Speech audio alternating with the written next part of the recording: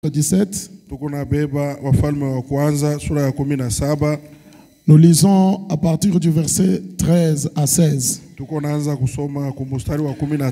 Et nous lisons au nom du Seigneur Jésus-Christ. La Bible dit, Élie lui dit, ne crains point, rentre, fais comme tu as dit. Seulement prépare-moi d'abord avec cela un petit gâteau et tu me l'apporteras. Tu en feras ensuite pour toi et pour ton fils. Car ainsi parle l'Éternel, le Dieu d'Israël. La farine qui est dans les pots ne manquera point. Et l'huile qui est dans la cruche ne diminuera point. Jusqu'au jour où l'Éternel fera tomber de la pluie sur la face du sol. Elle alla et elle fit selon la parole d'Élie. Et pendant longtemps, elle eut de quoi manger. Elle et sa famille, aussi bien qu'Élie. La farine qui était dans les pots ne manqua point. Et l'huile qui était dans la cruche ne diminua point. Selon la parole que l'Éternel avait prononcée par Élie.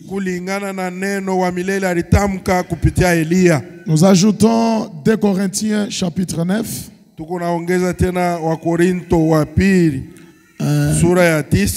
Nous allons lire à partir du verset 6 à 8. Ok, et puis nous allons aussi lire le verset 11. Je dis 1 et 2 Corinthiens chapitre 9. Le verset 6 à 8. La Bible dit ceci. Excusez-moi, je suis en train de chercher. Okay. Sachez-le, celui qui sème peu moissonnera peu. Et celui qui sème abondamment moissonnera abondamment. Le verset 7. Je demande que chacun suive ça avec beaucoup d'attention. La Bible dit que chacun donne comme il l'a résolu en son cœur.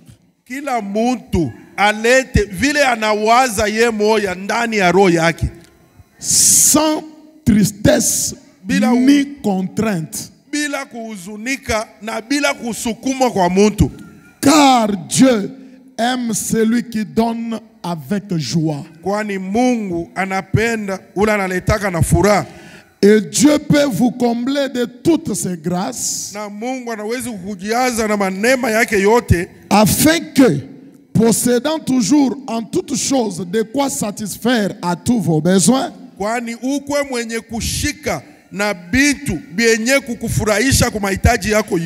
vous ayez encore en abondance pour toute bonne œuvre, selon qu'il est écrit, il a fait de largesse, il a donné aux indigents. Et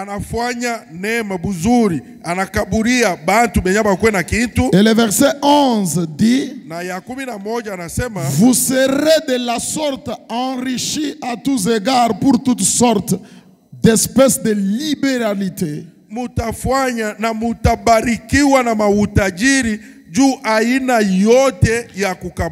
qui par notre moyen feront offrir à Dieu des actions de grâce.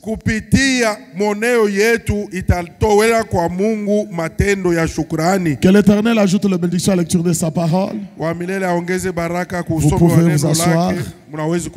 Ok, c'est depuis le mercredi que nous parlons sur il a quelque chose de plus grand pour toi sur le chemin. Ni tangu mukajitatu ndio tukunasemezea hiki kishina eko na kintu kikubwa kati ya barabara.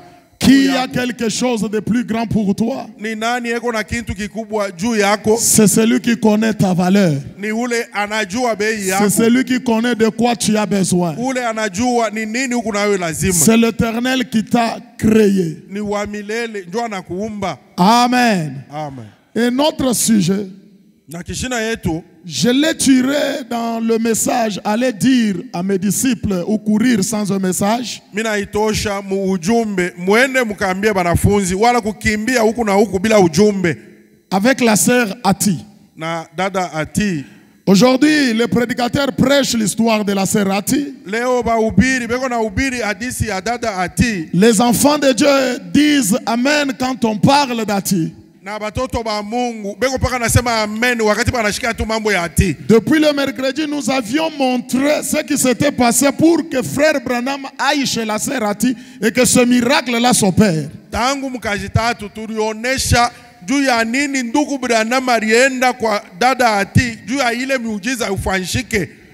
La sœur Ati avait souscrit $50 pour l'église qui devait être construite. Dada Ati alianjikaka na yeye paka hivi tunaanjikaka hapa na yeye kule kwabo alianjikaka $50 juu ya kanisa yabo ile balianza kuyenga. Et elle avait avancé $20. Analeta kwa kumbele kipande kia $20. Et c'est là quand frère Branham voyait l'état de la sœur Ati. Wakati ndugu Branham alianza kuona hali ya dada Ati, une veuve mujane qui n'avait pas d'argent, hakukwenda franga, elle se débrouillait. alianza na yeye kuhangaika tu. Alors ça faisait mal à frère Branham. Ilianza kumuuma ndugu Branham. Alors la sœur Meda a donné à frère Branham l'argent pour acheter quelques histoires. Njo dada Meda akamupe ndugu Branham franga auze ko bintu bya kwabo kunyumba. Et frère Branham a pris des billets de $10 pour aller remettre le $20 à la sœur Ati. Njo ndugu Branham akabeba ko mabiye mbili ya $10 enda akamrudishia ko dada Ati mu ile 20 alipeleka. Alors pendant qu'il partait, wakati alianza kuenda, la voix lui dit, sauti inamwambia, te voilà en train d'aller pour remettre $20 à Ati. We huyu huku nenda jua kumrudisha Ati $20 yake. Mais dans la Bible, sasa ndani ya Biblia, le Seigneur Jésus était près du tronc, près de la corbeille, là où les gens mettaient de l'argent. Bwana Yesu alikuwa karibu na kitunga kile bantu balianza kuweka franga. Et il a vu une veuve en train de donner tout ce qu'elle avait. Na anaona mujane moya eko naleta byote bila alikuwa nayo. Mais Jésus ne lui avait jamais remis cet argent-là. Na Yesu akumukatazake. Et la voix dit à frère Branham, pourquoi Jésus n'avait pas remis cet argent? Parce que Jésus avait quelque chose de plus grand pour la veuve. Et frère Branham dit, là sur place je me suis dit, alors je ne remets pas les $20 à Ati. Toi Jésus qui me parle, tu as quelque chose de plus grand pour la sœur. Et quand frère Branham arrive, c'est la chère Ati, il laisse l'histoire de $20. Il commence à dire, sœur Ati, j'étais parti à la chasse, je cherchais l'écureuil, je n'ai pas trouvé. À un moment donné, une voix me dit, prononce la parole. Et j'ai dit, je veux que le premier écureuil soit là-bas. Et l'écureuil est sorti. J'ai tiré. Le deuxième, j'ai tiré. Le troisième, j'ai tiré. Et pendant que frère Branham raconte cette histoire, les enfants de la sœur Ati étaient en train de se moquer de cela. Frère Branham me dit, La sœur Ati a dit, frère Branham, ce n'est rien d'autre que la vérité. Et frère Branham dit, la sœur a dit la chose qu'il fallait dire. Et quand elle a dit ce qu'il fallait dire, frère Branham dit, l'ange est descendu. Il dit, l'onction que j'avais ressentie ce jour-là, c'était l'onction que je n'avais jamais ressentie. Alors j'ai dit à la sœur, demande tout ce que tu veux. Vous connaissez la fin de l'histoire. Qu'est-ce qui a provoqué cela? Juste les $20 que la sœur Ati avait donné. Et vous allez remarquer que ce qu'elle a eu en retour, c'était plus que $20. Et vous, si vous regardez bien l'histoire, commence à proposer à la sœur des choses qu'il fallait demander. Amen. Amen. Alors, c'est là où nous avions montré l'église. Frère Branham dit, c'était dans le message, le mémorial de Dieu éprouvé au fil du temps. Il dit qu'aujourd'hui, les gens veulent recevoir tout gratuitement. Seigneur, bénis-moi. Seigneur, guéris-moi. Frère Branham dit, il n'y a rien de gratuit. Tout ce que vous devez recevoir, vous devez payer pour ça. Mais l'église rend aujourd'hui Dieu notre garçon de course. Seigneur, guéris-moi. Seigneur, bénis-moi. Si les choses essayent un peu de bloquer, il y a même certains croyants qui disent, oh, le Dieu de Branham m'a déçu. Honte à toi. Le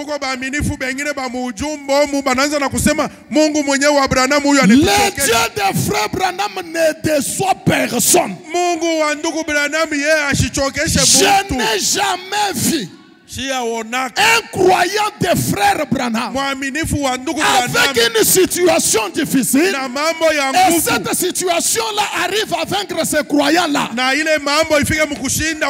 Mon prophète me dit ceci: si Dieu me dit d'avancer et que je m'avance un seul pas et que je me retrouve face au mur, frère Branham me dit, je resterai là jusqu'à ce que Dieu fraye la voie. Pourquoi? Parce que c'est lui qui m'a dit de traverser. Le fait d'avoir la voie, ce n'est pas mon problème. Moi, le problème que j'ai, c'est d'avancer. Oh, mais soyez là pour que je prêche. Est-ce que quelqu'un peut me donner un amen? Et votre prophète dit, dans ma vie, quand tu as des situations compliquées, je cherche à contourner par la droite, ça ne marche pas. Je cherche à contourner par la gauche, ça ne marche pas. Je cherche à monter par-dessus, ça ne marche pas. Je cherche à entrer par-dessous et il n'y a pas de voie. Frère Branham dit, Dieu créera la voie au travers de la situation. Si la pauvreté t'a accablé, si les affaires ont bloqué, si les choses ne marchent pas, ne t'en fais pas. Au travers de la difficulté là, tu verras la gloire de Dieu. Amen. Amen. C'est comme je lisais une histoire. Une femme était affamée. N'avait pas de nourriture à la maison. Elle a prié, elle a dit, Seigneur, j'ai besoin de la nourriture. Et sa prière était partie. Et les gens ont appris son histoire. Alors, il y avait un monsieur très arrogant. Il a cherché une autre femme. Il lui a donné beaucoup de nourriture. Et il lui dit, va donner à cette femme-là. Et dites-lui, cette nourriture vient du diable. C'est le diable qui t'envoie ça. Comme ça, on va voir comment elle s'appelle croyante, on verra. Et la femme est là, une autre femme arrive avec de la nourriture. Quand la nourriture arrive, la femme réceptionne la nourriture. Après, elle dit à la femme, en tout cas que Dieu te bénisse. Maintenant, la femme lui dit, tu prends seulement de la nourriture.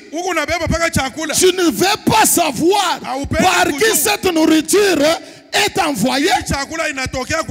La femme lui dit, je n'ai pas besoin de connaître d'où vient la nourriture. Parce que quand Dieu exauce la prière, il envoie même le diable pour te donner quelque chose. C'est pourquoi ne regrettez jamais devant une situation, frère. Quand la pauvreté arrive, quand la difficulté arrive, reste là. Au travers de la difficulté, tu verras la puissance de Dieu de frère Branham. Que le Seigneur vous bénisse. C'est comme ça, ma soeur. Amen. Amen. Il n'y a pas quelque chose de gratuit. Il y a toujours un prix à payer. C'est pourquoi vous allez le remarquer même avec la veuve de Sarepta. Elle a d'abord donné le pain qu'elle avait. Et après, Dieu lui a donné plus que ce qu'elle avait donné. La même chose avec la femme sunamite. Elle n'avait pas d'enfant. Mais quand elle a donné ce qu'elle avait, Dieu lui a comblé. Et frère Branham nous dit, je récapitule pour ceux qui n'étaient pas là. Frère Branham dit dans l'inspiration spirituelle, il dit que si vous voulez avoir faveur à Dieu, commence par faire faveur à Dieu. Est-ce que vous êtes avec moi? Ok. Et ce Dieu-là doit prendre la première place dans tout ce que nous faisons. C'est par exemple, excusez-moi, papa, même si tu n'es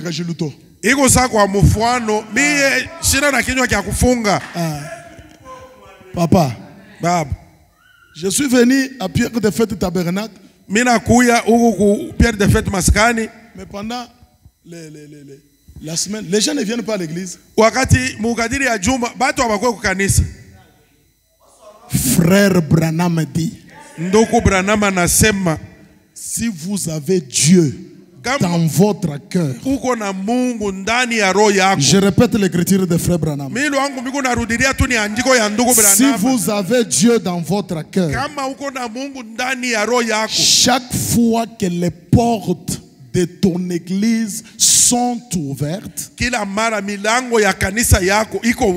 tu dois avoir hâte dans ton cœur d'être là, communier avec les autres. Maintenant, toi qui n'étais pas là, vraiment Dieu est là. Calme là les jours de culte là dans ton magasin en train de vendre. Sur ta moto là, mon frère. Les jours de culte. Ma soeur, au salon, télécommande à main. Zi magique. Novelas. Nollywood. Et Dieu est là. Non, non. Il faut venir à l'hôtel chercher le Saint-Esprit. Tu n'en as pas. Tu n'en as pas. Sœur, il y a des choses très simples qui peuvent te prouver si tu as le Saint-Esprit ou pas. Très simple.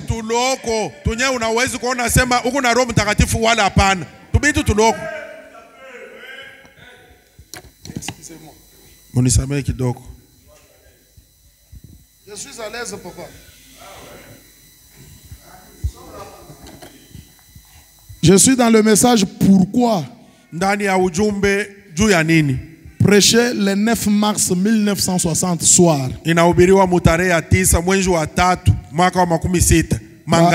Paragraphe 51. Frère Branham me dit. Je n'ai pas encore commencé mon message. Hein? Bien que j'ai des services aujourd'hui, j'ai un autre service ce soir ici. Quand même. Frère Branham me dit ceci. Sondez les Écritures. Mes amis. Se joindre à l'église ne suffit pas.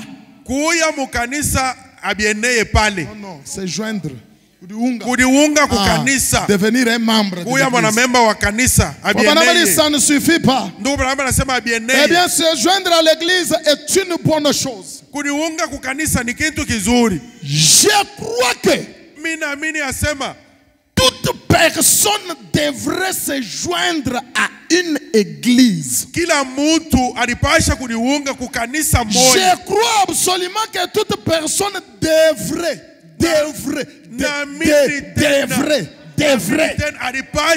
Ça, c'est un devoir. Un devoir, c'est une obligation. Chaque personne devrait se tenir à son poste du devoir. Et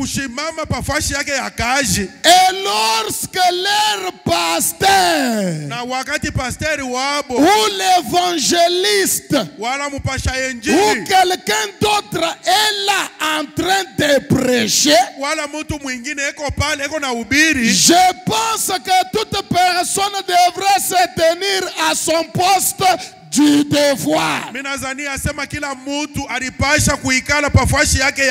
Que quelqu'un me donne un amen pour que j'ajoute.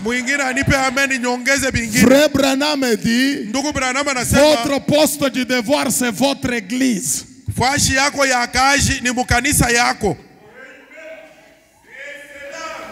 Et il continue, il dit, toute personne devrait soutenir cette église avec tout ce qu'elle a en elle.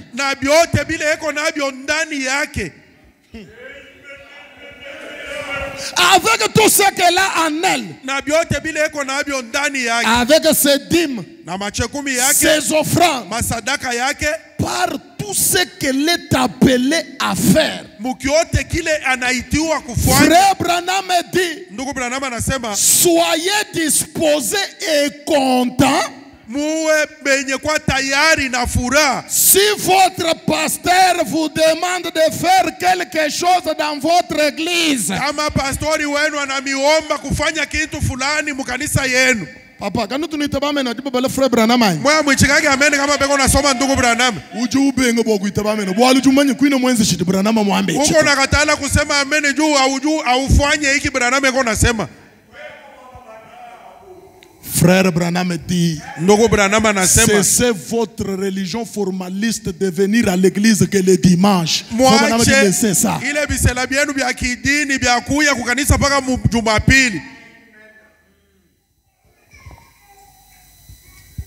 Amen. Amen. Il y a un prix à payer. Ok. Maintenant, mes bien-aimés frères et sœurs, avant que nous puissions d'abord aller par-ci, par-là, écoutez, je lis quelque chose dans les sceaux de Dieu. Paragraphe 4. Prêchez le 16 février 61. Inahubiriwa mutare 16 mwezi wa pili mwaka wa 61. J'aimerais que vous puissiez bien suivre cette lecture. Mimi napenda mufuate hii usomi.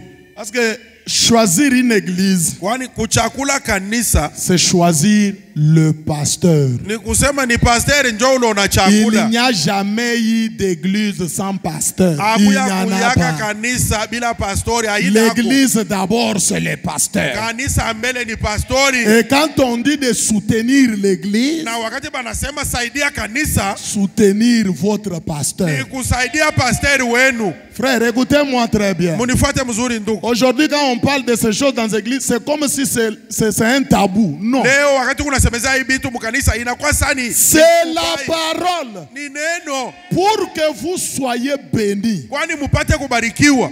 Je vais faire une déclaration, peut-être que les autres ne vont pas croire, mais c'est la vérité. Tasema msemo moya saa zingine bengine batayamini ni ukweli. Quand Dieu bénit, Wakati Mungu eko na il bariki, ne bénit pas les croyants, il bénit les pasteurs. ashibariki baaminifu, eko na bariki pastori. Même si tu ne le crois pas, je vais t'expliquer, tu vas croire. Hata kama uamini, miko na kuambia bio mzuri La ubiamini. Bible dit, Biblia inasema c'est comme de l'huile précieuse. iko sa mafuta damani. Verset où? Banaimwanga wapi? Verset où? Banaimwangia wapi? Sur la tête d'Aaron. Mukichwa kia Haruni.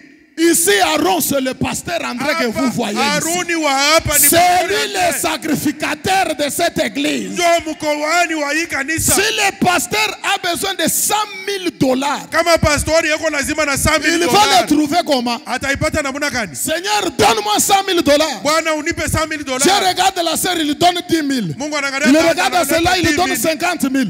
Il regarde cela, il donne 20,000. Comme ça, Pierre de Fête a $1 million. Hivi Pierre de Et Fête vous, kuna $1 vous million ya prenez la dolari. dîme de 100,000, vous venez faire quoi? Unabeba chia 10 ya $100,000 unafanya nini? Ils ne comprennent pas. Amushikie kumbi. Et quand l'huile là descend ici, ça passe par la barbe et au bord des vêtements, non? Pale ile mafuta inatelemuka hapa inapita kundevu na kumapanzia ya nkanju. Maintenant, toi, tu trouves les $10,000 là. C'est mon... Dieu m'a béni. Oh. Unapata ile 10,000 unaanza sasa ni yangu Mungu ananibariki. Quelle alliance toi tu as avec Dieu? Sasa wewe uko na mahusiano gani na Mungu? Je vais parler. Mitasema. Ah. Si vous restez dire à votre pasteur, je m'en fous. J'ai ma chair là chez moi, je vais prêcher. Mais vous, je dois vous dire la vérité pour que vous ayez de l'argent. Nous, frères, écoutez-moi très bien. Ces choses que je vous dis, c'est la vérité. Écoutez ici, écoutez.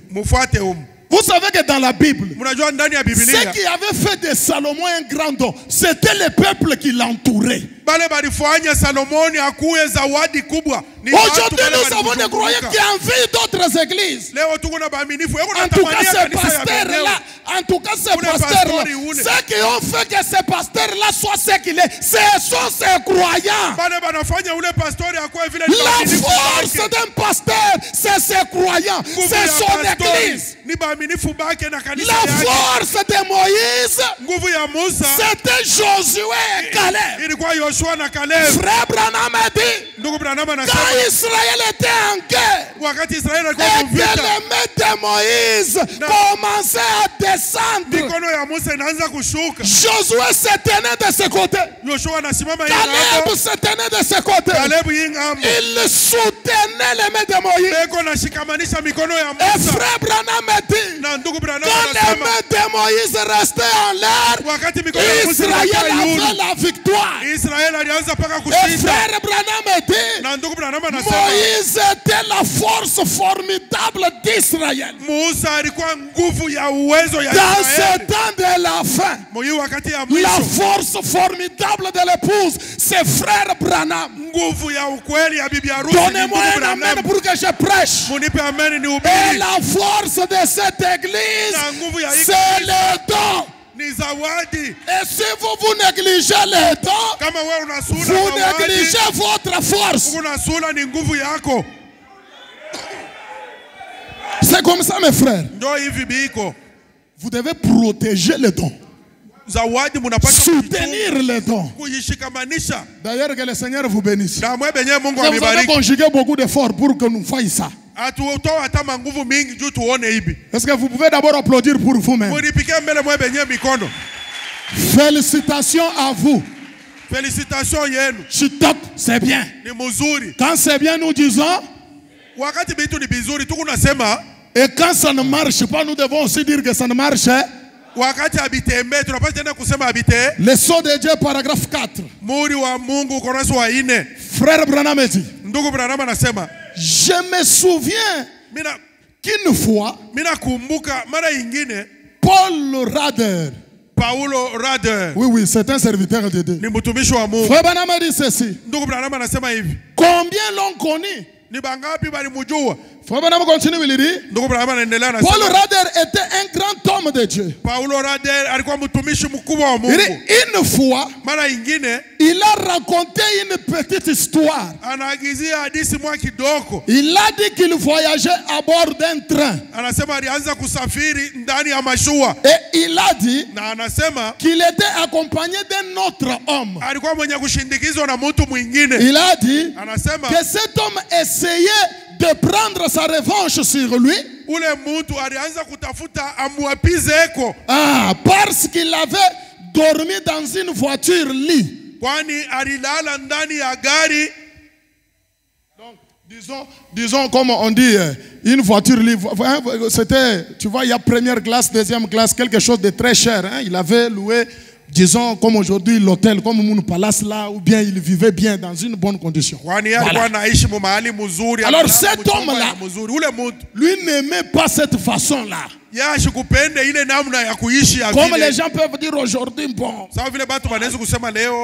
pas de moyens, mais maintenant... Non, frère.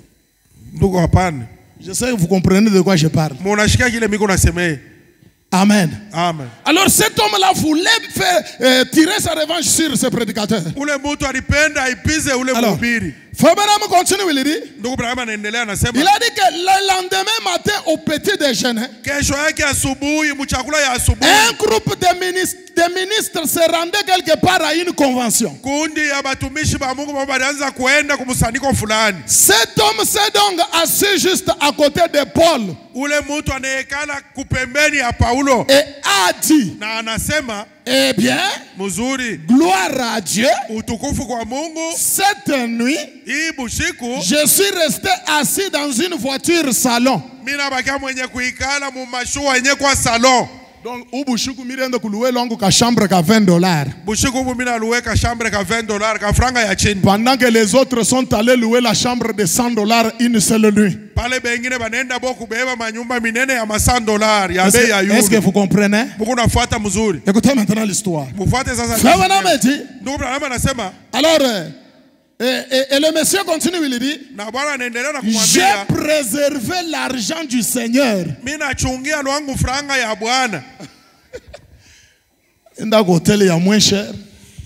Je pars à l'hôtel de moins cher. Je m'habille une veste de moins cher.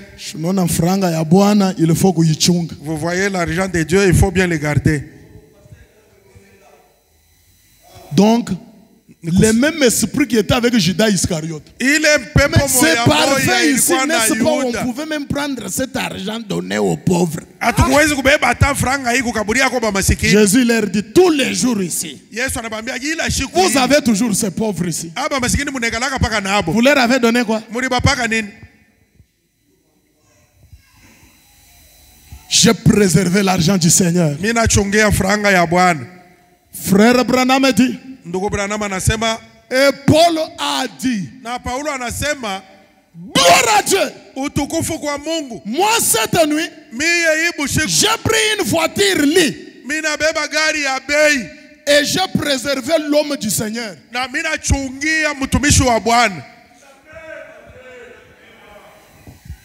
Amen. Amen. Non, ici il faut que ça pénètre. Celui-ci dit, moi j'ai préservé l'argent du Seigneur. Celui-ci dit, moi j'ai préservé l'homme du Seigneur. Amen. Amen. Maintenant, frère Branham dit. Sasa ndugu Branham anasema, ainsi donc, hivi kumbi, qu'est-ce qui l'intéresse plus? Ni nini nye kuna mwangaisha kabisa? Le Seigneur, qu'est-ce qui l'intéresse? Bwana, ni nini kuna mwangaisha? Celui-ci garde l'argent du Seigneur. Huyo anachunga franga ya Celui-ci Bwana. garde l'homme du Seigneur. Huyo anachungia Maintenant, mtumishi wa frère Bwana. Branham pose la question. Sasa ndugu Branham anauliza, Qu'est-ce qui intéresse plus le Seigneur là? ni nini kuna angaisha Bwana ule? Son argent ou son homme? Franga yake wala mtumishi wake? Frère Branham répond, Ndugu Branham anajibu, son homme. mtumishi wake.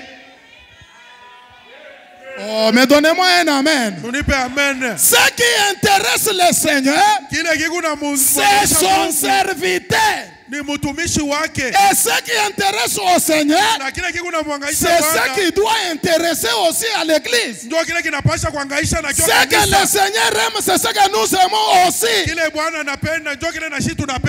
Amen. Amen. Qu'est-ce qui intéresse le Seigneur? Son argent, hein? Frère, si votre pasteur meurt aujourd'hui, ça c'est une vérité peut-être que vous ne connaissez pas.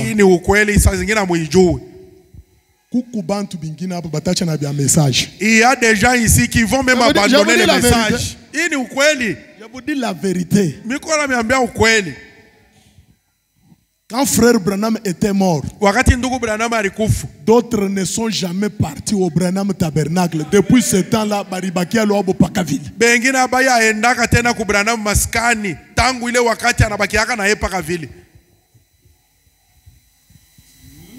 Qu'est-ce qui intéresse à Dieu? Son argent ou bien son homme? Gardons l'argent. Les dons tu yikanyange kumikulu. Zawadi pietinosa au pied. Malheur à toi. Ole yako.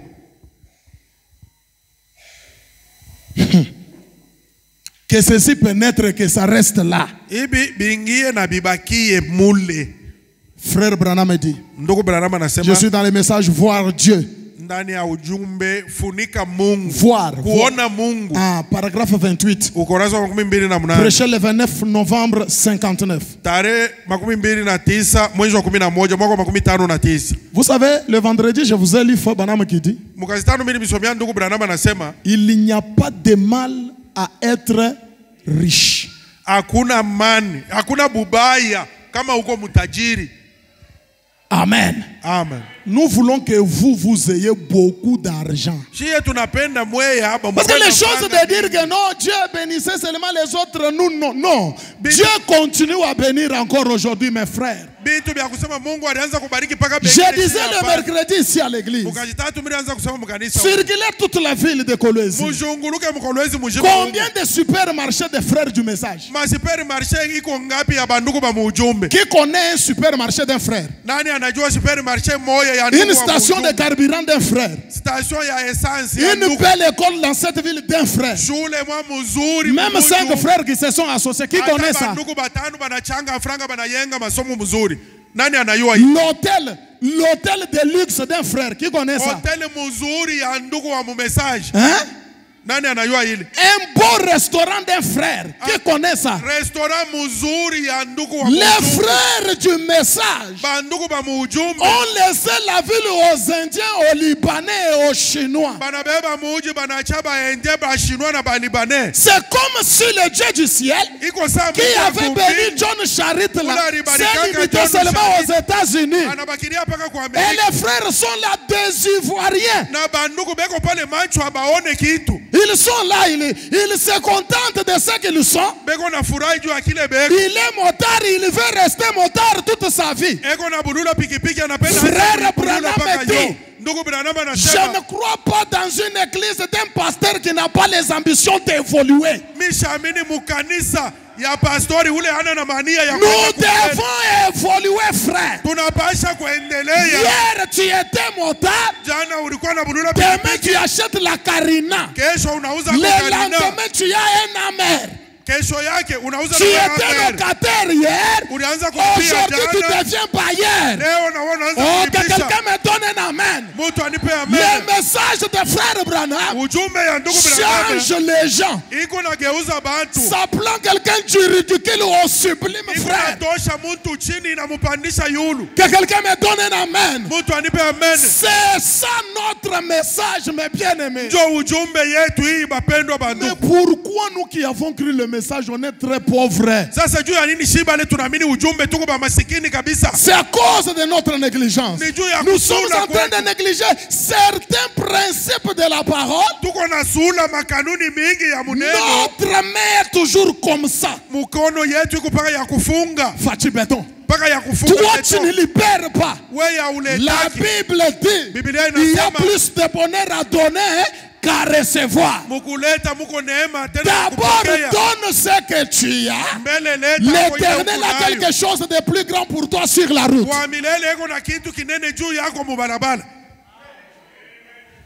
Voir Dieu, paragraphe 28. L'argent qui ne sert pas Dieu. Fabana me dit c'est quoi? J'ai l'argent, j'ai l'argent. Tu es au milieu de la souillure. Fabana me dit. Mais vous, vous savez, mon avis est le suivant. C'est Fabana qui vous montre son avis. Il dit mon avis est le suivant. Un membre d'église, sa première obligation,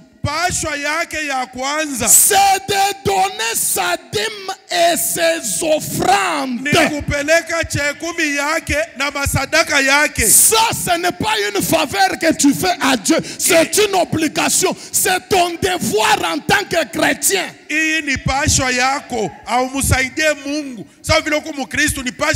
Sa première obligation, c'est de donner sa dîme et ses offrandes. Frère Branham dit, c'est de soutenir son église. Si vous êtes membre de ces belles églises qui sont représentées ici, soutenez votre église. C'est votre premier devoir envers Dieu. Le prophète dit, apportez votre dîme et vos offrandes à la maison du trésor. Et le prophète dit, et la maison du trésor, vous savez certainement ce que c'est. La maison du trésor, c'est donc là où vous recevez votre nourriture spirituelle.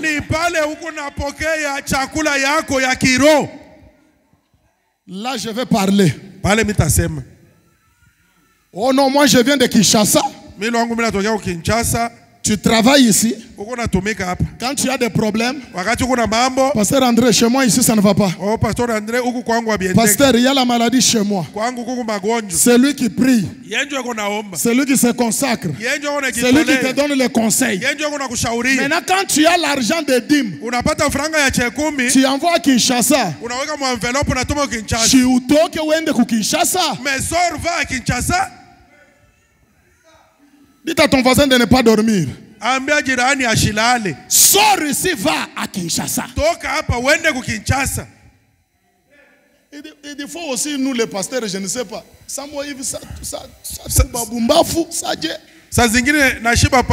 ne comprends pas. On a un frère qui complique les choses, mais quand il est dans la difficulté, il vient là. Papa, il faut les chasser. Oui, oui. Papa, qui travaille à l'hôtel mange? Non, il mange. Non, non. Maintenant, si vous êtes négligent, l'homme de Dieu va commencer à entretenir des dettes. Soit pour payer sa maison, soit pour porter les habits. Et après toujours vous allez commencer à parler. En tout cas, le pasteur a trop de dettes. Anaï pas ta Dieu.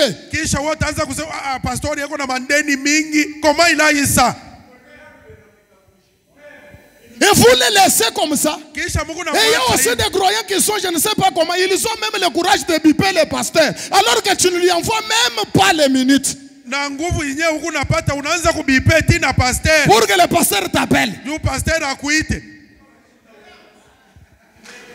On t'avoue ce matin, mes frères. J'ai dit ces choses du fin fond de mon cœur. Et aussi souvent, les gens qui ne donnent même pas la dîme, qui ne donnent même pas les offrandes, quand ils sont dans les problèmes, directement c'est chez le pasteur. Pasteur, chez moi, on n'a pas mangé. We mwenye auletake chekumi, auletake sadaka mara mingi, ni paka bale njo pasteur mwangu atukukulie leo. Pasteur fournisseur wa chakula. Pasteur anaanza kukabula chakula.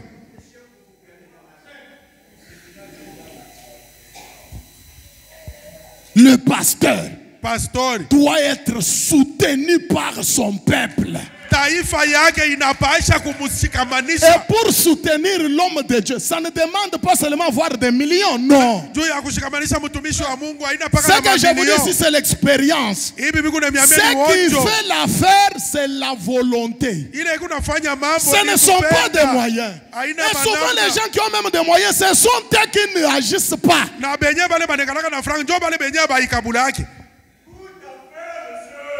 Mais les débrouillards là,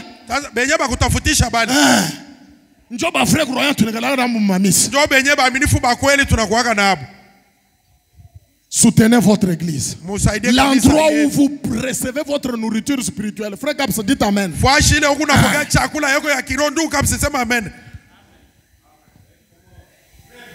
Toi tu es ici mais ton pasteur en Mbujimayi. Papa, wena mi atuta sikilizana. Toka mumisa yangu. Sors dans mon église. Papa, mi na semaka vérité. Toka mumisa yangu. Moi j'ai dit la vérité. Sors dans mon église. Ne venez pas mes frères ou allez choisir ailleurs un autre pasteur qui a besoin de gens mais qui peuvent envoyer leur dîme ailleurs.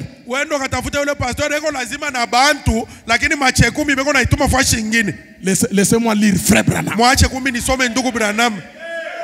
J'aille plus loin. Je suis dans le message parle à cette montagne. Paragraphe 37. C'est prêché le 15 décembre 57 soir. Et j'ai besoin qu'un croyant me donne un amen quand je vais lire ça. Frère Branham me dit. Et je suis sûr. J'ai dit paragraphe 37 mais je prends la partie celle-là. Et je suis sûr, mon cher ami, pour autant que je vous aime. Billy me disait il y a quelques minutes, il est venu me dire, Papa, on a prélevé une offrande d'amour pour toi. Il ne fallait pas le faire cela. Frère Uchikson, je n'ai pas besoin de 3 points de suspension. Je suis bien sûr pauvre. Mais savez-vous ce qui nourrit mes enfants? Ça c'est frère Branham. Est-ce que quelqu'un est sur son téléphone en train de lire ça? Qui est en train de lire? Ah, papa, tu lis, non? Papa wangu, soma tu bile bintu. Weye soma.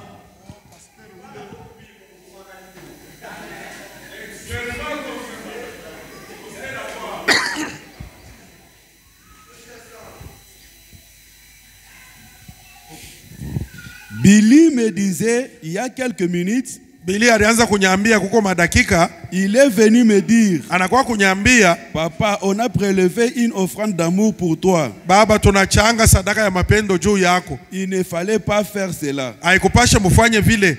Frère Hudson, ndugu Lipson, je n'avais pas besoin de. Je suis bien sûr pauvre. Mais savez-vous ce qui nourrit mes enfants? C'est votre argent. Qu'est-ce qui m'achète un costume? C'est votre argent. Pourquoi serais-je venu ici? Pourquoi je prêcherai au siège vide? Il a lu comme un croyant. Moi, je lis maintenant comme un prédicateur. Savez-vous ce qui nourrit mes enfants? C'est votre argent. Savez-vous ce qui m'achète une veste? C'est votre argent. Mais que quelqu'un me donne un amen. Et votre argent là, moi, il faut que je vienne demander. Oh. Faut pas me demander. Il n'a pas demandé. L'église. Il ne faut pas amener votre pasteur à être un mendiant. Ce n'est pas bien. Il ne doit même pas penser à ce que chez moi il n'y a pas à manger. Non. Frère Branham me dit, un prédicateur ne doit pas monter en chair avec des chagrins et des soucis. Mais il va monter ici sans souci. Comment? Parce qu'à la maison ça ne va pas. Parce qu'à la maison les enfants n'ont pas mangé. Parce qu'à la maison il n'y a pas le loyer. Comment il va avoir l'onction pour méditer? Non, frère bien-aimé. Si on était négligent sur ce point-là, réfléchissons à nos voix et changeons notre façon de faire.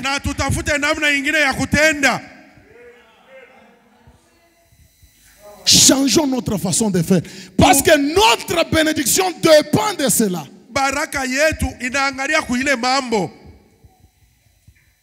Savez-vous ce qui nourrit mes enfants? C'est votre argent. Oh, dites à ton voisin, c'est notre argent qui nourrit les enfants du pasteur. Ni makuta yetu njoo inapaswa kurisha batoto wa pasteur. Makuta yetu njoo inalishaka batoto wa pasteur. Dada sema. Bon. Maintenant, vous savez. Sasa mnajua. Moi je suis bizarre, hein. L'écriture, la parole c'est pour la vivre, mais pas pour dire. Pas pour discuter. Amen. Amen.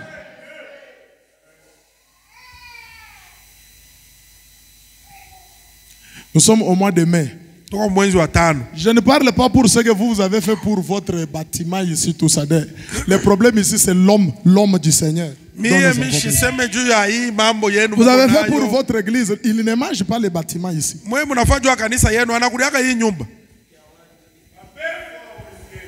Le mois de mai ici. Non, nous sommes au mois de mai. C'est en cours. Le mois de mars et d'avril, qui a quand même songé au pasteur pour la maison.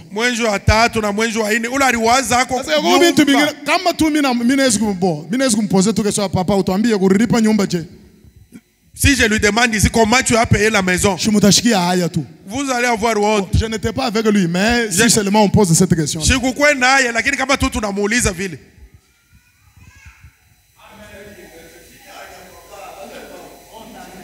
Vous voyez? Mais regardez seulement comment vous êtes ici. On ne vous demande pas seulement d'aller donner $100. Non. Seulement tel que vous êtes ici. Si seulement quelqu'un donnait 10 000 francs. Toute la semaine, tu es toujours connecté sur YouTube. C'est pourquoi même vous qui nous suivez en direct sur YouTube, là, soutenez vos pasteurs. Toi qui me suis là, soutiens ton pasteur.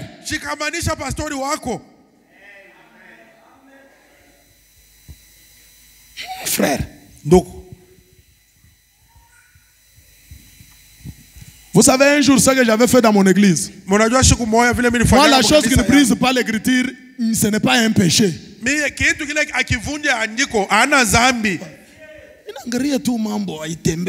regarde les choses ne marchent pas bien. Pour manger, mes chemises.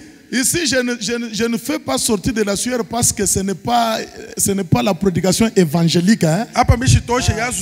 Des fois, quand on prêche ces choses-là, on est vraiment emporté. Chemise ni unavola hivi kama ni yemwa ni ya mingi. Ni kusema chemise inalabika mwenzi moya ya ene. On a tout bantu. Papa, je vois les gens. Vous voyez ou vous ne voyez pas? Comme je vous dis là, c'est comme ça que moi je suis. C'est comme ça que je suis. Je n'ai pas d'habits. Je dis. Non, papa, achetez-moi les enveloppes. Monyoji comme enveloppe. On a donné chaque sœur, chaque frère. Dimanche, amenez vos dîmes ici. Toi qui trouves 30 000, mettez 3 000. C'est fini et puis ils ont mis, j'ai eu l'argent. J'ai bien médité et j'ai prêché avec onction. Gloire à Dieu. C'est comme ça.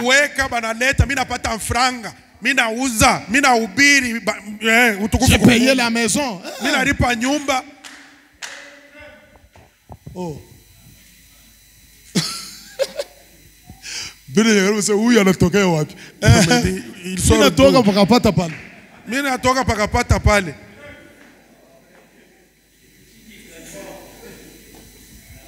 Qu'est-ce qui nourrit mes enfants? Ni nini narishaka batoto yangu? C'est votre argent. Ni franga yenu. Qu'est-ce qui m'achète une veste? Ni nini narujiaka kochi? C'est votre argent. Ni franga yenu. Kama pasteur anatafuta kwanza kupatia sasa kila mtu 5 000, 5 000, 10 000, 10 000. Il faut qu'il dépasse combien? Hii bwingi tuko hii. Pasteur anza kutosha 5 000, 5 000, 5 000. Atatosha ngapi? Hein? Million, hein? Sasa kama wewe unatosha 5 000. Sasa si unatosha 5 000. Unatosha ngapi? Combien ule na yeye anatosha 5 000, anatosha ngapi? L'autre aussi donne 5 000. Hapa mwanzo kuleta l'argent. Donnez l'argent. Donnez l'argent, Dieu vous bénira. Amen. Donne tes 5 000, donne tes 10 000, donne tes 50 000, tes $100 là. Dieu a quelque chose de plus grand pour toi.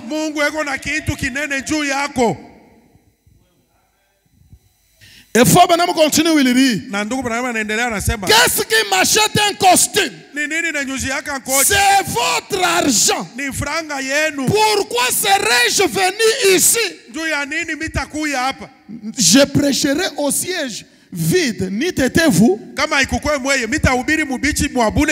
C'est pourquoi je voudrais dire que ce qui fait la force d'un prédicateur, c'est ses croyants. J'ai un ami pasteur ici à Kolwezi. Un jour on est sorti avec lui, on arrive à Lubumbashi. Alors il me dit que blessing. Moi dès que je quitte Kolwezi, je me sens faible. Vous comprenez? Je lui ai demandé pourquoi. Il dit non, tu sais de quoi je parle, tu fais semblant. Effectivement, Lubumbashi ce n'est pas son territoire. Sa fief c'est son église, c'est ici.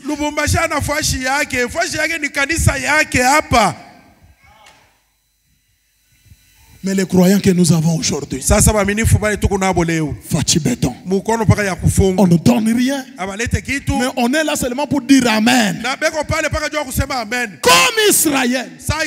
Quand les choses marchent, ils n'ont pas besoin de Dieu. Mais quand les choses ne marchent pas, là ils reviennent à Dieu. Ne soyez pas comme ça, église du Dieu vivant. Vous allez mettre fin à votre bénédiction.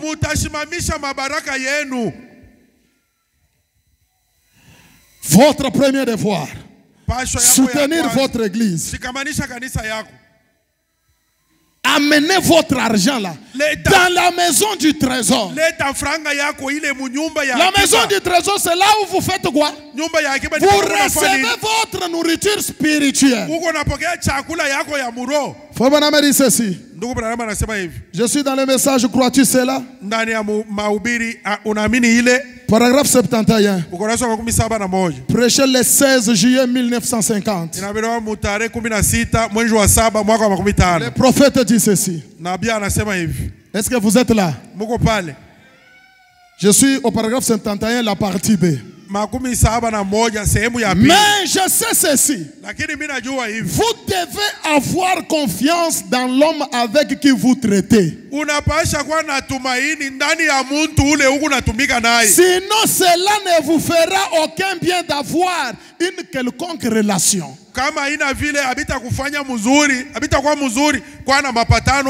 C'est vrai. Vous devez croire votre pasteur. C'est un homme de bien, sauvé par Dieu. Il prêche l'évangile. Bon, je ne sais pas. Dites-moi seulement la vérité. Votre pasteur ne vous prêche pas l'évangile. Est-ce qu'il prêche l'évangile? S'il prêche l'évangile, mettez un peu la main en l'air. Ah, maintenant frère Branham dit, comme il prêche l'évangile, soutenez-le avec tout ce que vous avez. Oh. Galate dit, Galate 6. Celui à qui l'on enseigne la parole, qu'il fasse part de ses biens avec celui qui l'enseigne la parole. Soutenez-le avec tout ce que vous avez. S'il ne l'est pas, s'il n'est pas un homme de Dieu, tu vous prêches l'évangile, allez ailleurs où on fait cela. Oh, mais dites amen, c'est aussi l'écriture, non? Maintenant, où vous pouvez parler de Dieu? Ah, pasteur, achubiri bien. Uko nafanya nini? Ashubiri bien shutoke. Il ne prêche pas bien, mais sort, non? Toka wey. Apana shitu kupaka hapa. Mais ashubiri bien. Nous sommes toujours ici, mais il ne prêche pas bien. Laisse les aventures. Ego na ubiri bien ushakupenda. Acha michezo. Il prêche bien, tu aimes ça. Comme tu aimes ça, donne aussi l'argent. Ça vile unapenda vile leta franga. Soutenez-les avec tout ce qui est en vous. S'il ne l'est pas, allez ailleurs où on fait cela. C'est vrai et bien. Cela met les choses au point de part et d'autre. Rappelez-vous ceci. S'il prêche l'évangile, restez avec lui, aidez-le, car il est un homme de Dieu ordonné par Dieu pour nourrir votre âme. Restez avec lui, aidez-le. Quelqu'un me donne un amen. Regarde quand on parle d'argent, comment les sœurs dorment.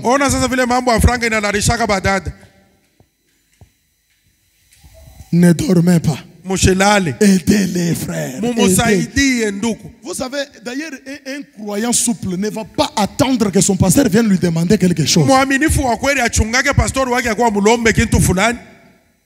Lui-même, il est là, il contrôle. Si tu n'as pas ce courage-là, vois les aider. Chez le pasteur, c'est comment? Non, non, prenez quand même ces $100 ici, donnez au pasteur. Prenez quand même ceci, faites ceci. C'est comme ça. Il ne viendra pas vous le dire. Moi, je suis tout miambi ebio. Tel que vous le voyez là, il ne le dira jamais. Comme ça, comme moi je suis venu, que je suis tombé vraiment sur ça, laissez-moi le dire. L'ange de l'alliance. Écoutez ce que faut Branham dit. Prêché le 1er mars 54. Paragraphe 13. Il faut vraiment. Et puis, Nous savons que les patriarches avaient vendu Joseph, qui était un type parfait de Christ. Il était aimé du Père, haï des frères. Eh bien, c'était Christ en Joseph. Il l'avait haï sans cause, parce qu'il était spirituel. Il était né voyant. Il avait des visions. Il avait des songes. Et il les interprétait. Frère Branham dit, il était plus spirituel que ses autres frères. Alors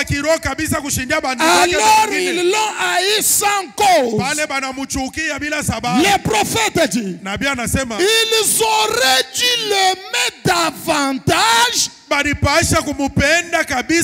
car pour commencer, Dieu était avec lui. Dieu était avec qui? Avec Joseph. Et frère Branham dit, papa, tu es encore en train de lire. Beba micro somo. Oh, anaanza kulisemea byake atukubione. Frère wenu yeye uneko na misomeye. Faites juste une faveur aux gens qui sont avec Dieu. Mufanye faida kwa batu hapa beko na Mungu, et observez combien vous prospérez. Na mutazame namna kani mutaendelea.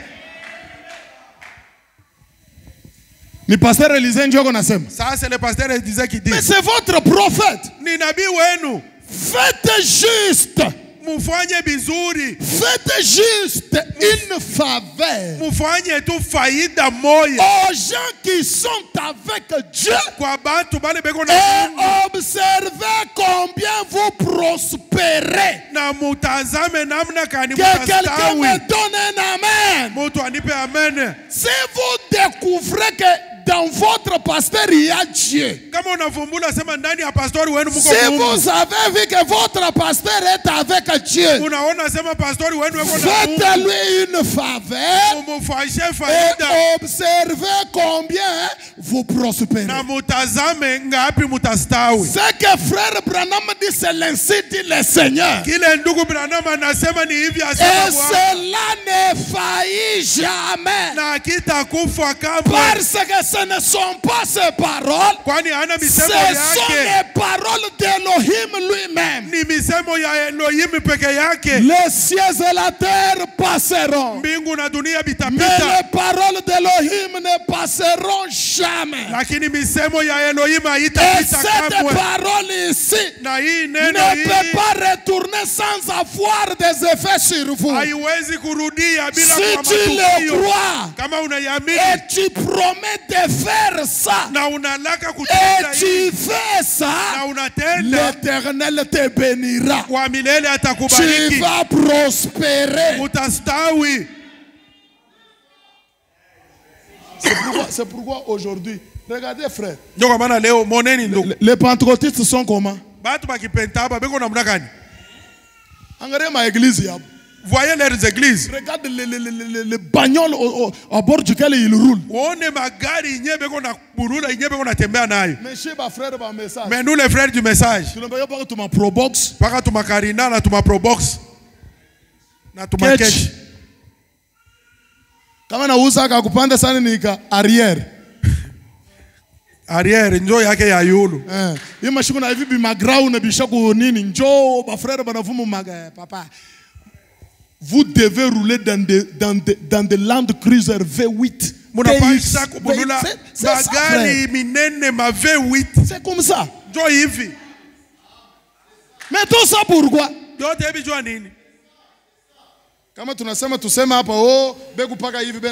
on ne prêche pas pour l'argent, mais pour que l'évangile aille de l'avant, il faut l'argent.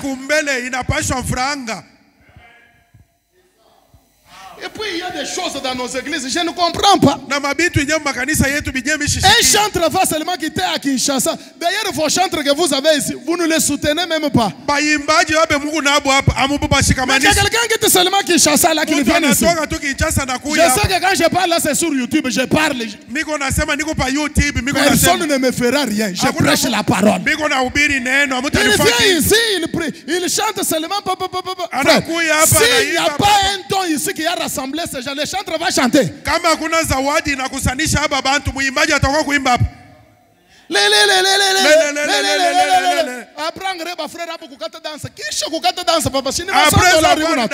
Votre pasteur prêche ici.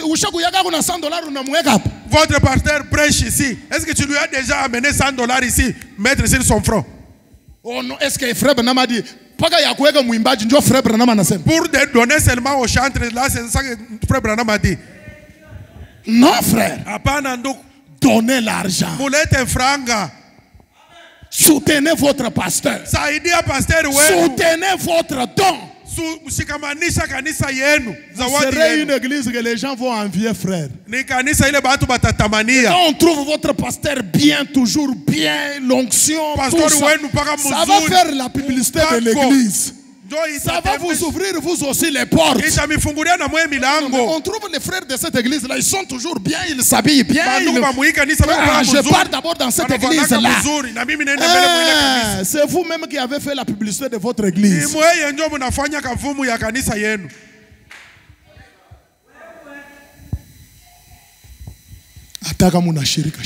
Même si tu te fâches, fâche-toi. Parce que vous savez, il faut faire la tortue, il faut faire quoi? Vous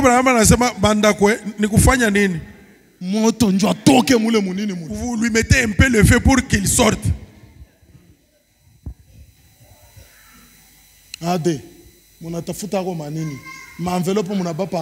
Ade, cherchez un peu les enveloppes à distribuer aux gens ici. Moi je parle des choses de maintenant.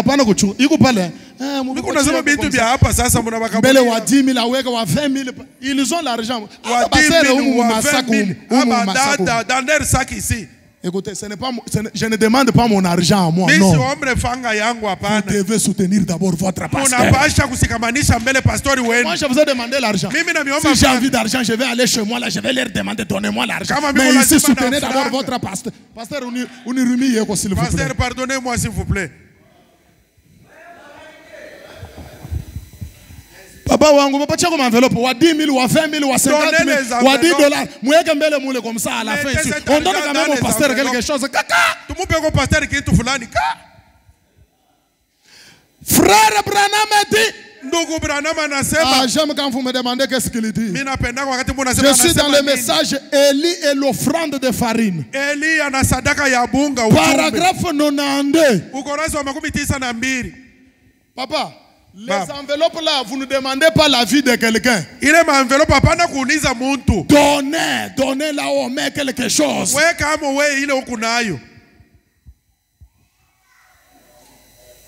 Sœur, comment vous l'êtes là, vous avez vérifié mon massacre, parce qu'il quoi. Dada, si vous ne donnez pas l'argent, moi je viens de attends, il y a transport. Même l'argent qui était pour les transports là. Papa, comme enveloppe les AD. Aujourd'hui, marche un peu à pied. Baba, cherchez les pendant que je suis en train de lire frère Branham. Élie et l'offrande de farine, paragraphe 92. C'est prêché le 10 mars 1960. Frère Branham dit n'importe quel croyant en Dieu partagera avec un autre jusqu'à ce qu'il n'aille plus rien.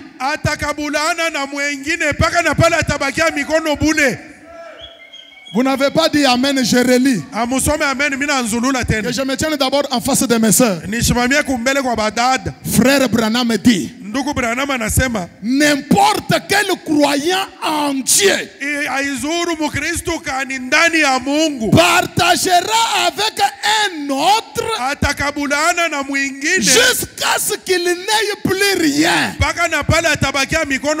Et Frère Branham dit oui. Et il dit ceci. C'est ce qu'il y a chez les pentecôtistes. Ils vont jusqu'à donner leur propre chemise pour la cause. Branham dit c'est juste. C'est la vérité. C'est remarquable. C'est là une des choses les plus extraordinaires chez eux. Frère Branham dit ce sont les plus grands donateurs du monde. Pendant que vous dites les pentecôtistes, ça c'est du pentecôtisme. Branham dit ce sont les plus grands donateurs du monde. Et faut Branham continue, il dit car ils savent que ces biens terrestres ne signifient pas grand chose. Ils amassent leurs trésors dans les cieux parce qu'ils iront là-haut un de ces jours.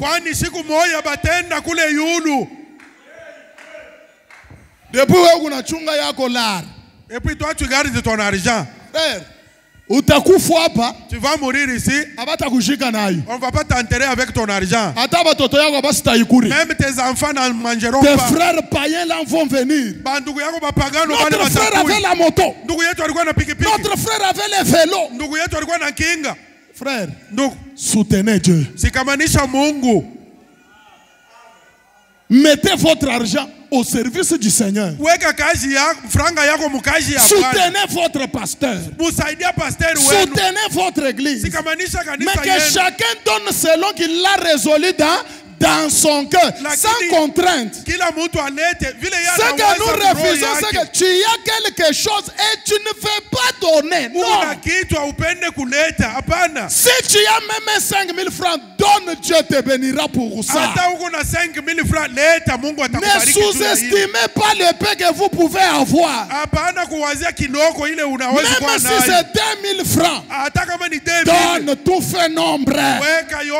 On va acheter les sacs de farine. On va acheter l'huile dans la maison. On va acheter du sel. On va acheter les condiments. Comme ça, l'homme de Dieu mange et il a l'onction pour prêcher.